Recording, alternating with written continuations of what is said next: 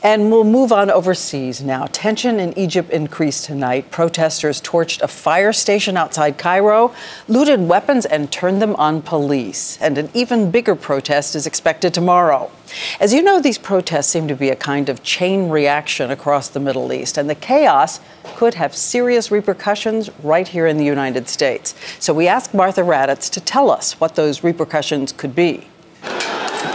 For every punch, for every blast of tear gas from the police, the protesters have come back in greater numbers with greater conviction and growing influence. The spark was lit in Tunisia, where the protests led to the ouster of that nation's authoritarian president. But now, just across the continent, Egypt is on fire. The tens of thousands of protesters are trying to bring down the man who has held power for 30 years, President Hosni Mubarak. They want better living conditions, but for the U.S., alarm bells are sounding. Why is Egypt so important? Listen to the president today. Egypt's been an ally of ours on a lot of critical issues. Issues like the Mideast peace process and fighting terrorism. If the Egyptian government falls, then sort of all bets are off throughout the region.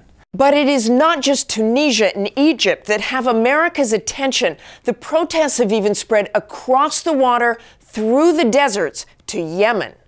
Talk about alarm bells. Thousands of protesters are looking to oust Yemen's president. Why is Yemen important? The list is long and frightening. A training ground for al-Qaeda, the home of Anwar al-Awlaki, a terror leader more dangerous than Osama bin Laden, tied to the failed Christmas Day and Times Square bombing, and calling for more attacks.